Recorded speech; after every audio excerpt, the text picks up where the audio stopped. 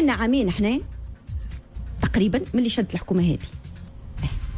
الحكومه هذه اللي هي اقل ما يمكن القول هو انها حكومه فاشله اقتصاديا، باش ما ندخلش في حوايج اخرى، باش نقول فاشله. الحكومه هذه عملت خيار، قالت انا باش نمشي لصندوق النقد الدولي ونتناقش معاه. كيما الحكومات الكل. لا مش كيما الحكومات الكل، ما عادش نحكي على الماضي. انا عبدي شد لي اكثر من عام في البلاد ونحكي كان عليه هو راه. باهي شبيك راهي شعوب تطلع في 3 سنين تطلع فما ناس تكلفت لك قداش ما تكلفت لك، وفما ناس حكمت 3 سنين في البلاد هذه واش عملت مع عملت. فما تركه. انا عندي مع من يحكم تو في البلاد. باهي حكومه نجلة بودن فاشله اقتصاديا لانها اختارت التوجه لصندوق النقد الدولي. لا خلينا نفسر لك. هذه راي لب المشكل هو هذا. باهي اليوم رئيس الجمهوريه اذا صحح في القرض باش يصحح على مصادرة السيادة الوطنية للشعب التونسي والمديونية اللي هي باش تتجاوز السقف اللي هو يمس السيادة الوطنية للشعب التونسي، اللي هو تقريبا نفس الوضعية اللي عشناها في 1878 تقريبا 4-5 سنين قبل الاحتلال الفرنساوي ما دخل. إذا ما يصححش هو في نفس الوقت باش يحط تونس في طاولة باش تصير ليكيداسيون التفويت في البلاد هذيا، باش يجوا اللي سلفونا فلوس الكل في ال10 سنين اللي فاتت وما قبل 10 سنين، بيجي الناس كلها تقسم تو اعطيني باي اعطيني باي اعطيني باي. ففي الحالتين هو تحط في زاويه، نحكي لك من جانب الدين ومن جانب الاقتصاد، هو تحط في زاويه ما عندهاش بالحكومه هذيا ما ينجمش يخرج منها. صحح باش يضر الشعب، ما صححش باش يضر الشعب. منا تكوي منا تشوي، شنو الحل؟ فاهمينها النقطة هذه ساعة؟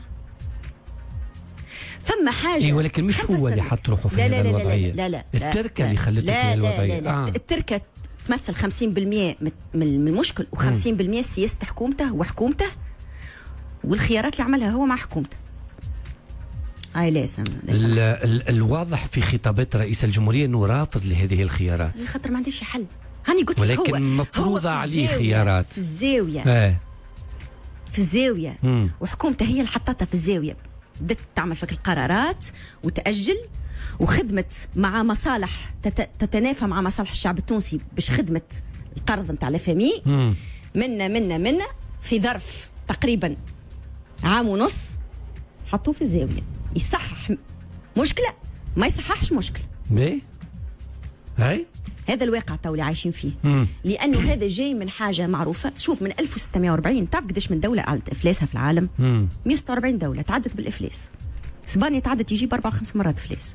وبالتالي افلاس الدول وهذه يعني التيوري نتاع الديون هذه راهي متعدين بها وفيها دراسات وفيها راهو انت تاخذ بلاد قبل بعامين 3 تعرفها كيفاش نهزوا البلاد هذيك الافلاس وكيفاش باش تعمل، والقرارات هذه تنجم تستشرف. راهو فما حاجة اسمها debt trap diplomacy، دبلوماسية فخ الديون.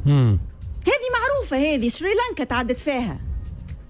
هاني مثال بسيط. شو يعملوا؟ يجوا هي قائمة على أفكار معينة، قائمة على وعود زائفة، قائمة على وعود اللي هي يعني الوعود الزائفة متاع الديون، واللي هي أساسها شنو؟ يجيك يقول لك باش تسلفك فلوس دولة. جي مثال الصين، جي الصين قايم على ميزانية وهمية. جي تقول لك باش تسلفك فلوس، وراهو اعطيني ضمانات، مثال اعطيني البرد ضمان، وتعرفك ماكش باش ترجعها الفلوس هذيك. راه وتعرفك اللي انت نبدو نحسبوا لك بمونقاله 18 شهر من وهاك باش تعلن فلاسك. نهار اللي تعلن الفلاس الناس كل جي كل بنكاجيه الكل اعطيني يا سيدي نحب نخلص. هي صار لنا هذايا تو بار اكزومبل صارت لنا مع قطر. صارت لنا مع قطر اليوم. انت اليوم عندك تونس في ال10 سنين اللي فاتت تسلفت فلوس من عند قطر وما رجعناهاش. كل وين عينهم في حاجه يقول لك رجع لي فلوسي، وإحنا نتحطوا في بوزيسيون كيفاش لازمنا معناها نأجلوا نعاودوا الديون ونأجلوا كذا. شوف الديون تصادر مصير الشعوب وتصادر إرادة الشعوب. ألف الحمد. تونس دولة مفلسة أم على هافة الإفلاس اليوم حسب الأرقام والتقارير اللي عندك؟ بالقانون التونسي المؤسسات العمومية تقريبا كلها أفلست، لأنه القانون التونسي يوضح لك يقول لك إذا الديون فاتت 7 مرات رأس المال، فهي بالقانون مفلسة. وبالنورم انترناسيونال تونس اليوم ولت يقولوا لها الكريدي لا، بلاكة الكريدي لا، عرفت هذيك اللي نحطها في العطار، واحد يكردي ما عادش يخلص، يجي العطار يحط يقول لك كريدي لا. تونس كيف توا باش تشري اي حاجه يقول لها كاش ان ادفانس، حط فلوس ولا ما تاخوش ما تاخوش، ما عادش كرديك. وبالتالي هذا اليوم الواقع اللي عايشين فيه. شنو بمعنى اليوم البلاد افلست؟ اي تعتبر تونس مفلسه غير في حاله افلاس غير معلن؟ غير معلن. وبالتالي انا وعلاش غير معلن؟ وانا نقول خاطر هي ديما الاعلان يجي ما بعد الحاجه، هو ريتك التراقيم هذيك الترقيم السيادي. فما امكانيه اعلان افلاس الدوله؟ إيه فما الامكانيه، فما شوف فما الترقيم ديما، الترقيم السيادي يجي ديما من بعد افتر ذا فاكت، من بعد ما يجيش قبل. به حنا تو هذايا وضعنا، شنو نجموا نعملوا؟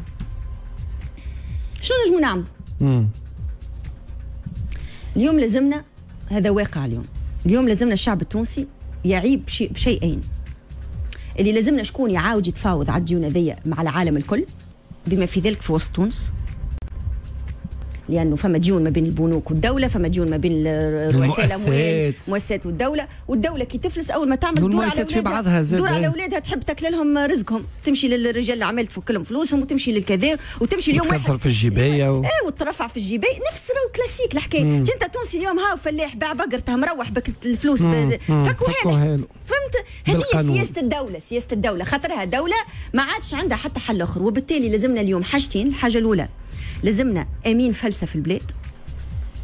امين فلسه، كلمه امين ايش معناها؟ ايش معناها امين فلسه؟ ايش معناها؟ الحاجه الاولى كيما امين مال، اما هذا امين مال فلسه. فما حاجه اسمها امين فلسه، معناتها شكون مختص في هذا بالطبيعه، ولازم يكون سياسي. امين فلسه، ايش معناها امين فلسه؟ هذه الحاجه الاولى. الحاجه الثانيه لازمنا برنامج نمو. ايش معناها برنامج نمو؟ معناها ريت اللي يسالوني فلوس انا في الخارج كي يجي باش يقعد معايا، باش نقعد معاه باش نناقش انا وياه كيفاش الديون هذيا باش نخلصها وما نخلصهاش وعلاش وشنو هي الفوائد ووخر لي وما توخرليش، بالواحد لازمني نجيب عندي برنامج نمو اقتصادي باش نقول الديون هذيك باش نهزها من ديون وردها استثمار، يجي يدخل بها شريك معايا فك المشروع الفلتاني ولا فك الحاجه الفلتانيه اللي تخلق نمو في البلاد. يعني لازمنا شخصيه ولا قياده وفريق كامل اللي عنده القدره للتفاوض مع كل من يسالنا فلوس، وفي نفس الوقت عنده قدره باش يخفف الاضرار نتاع التفويت في املاك الشعب التونسي. هذا في الحكومه ولا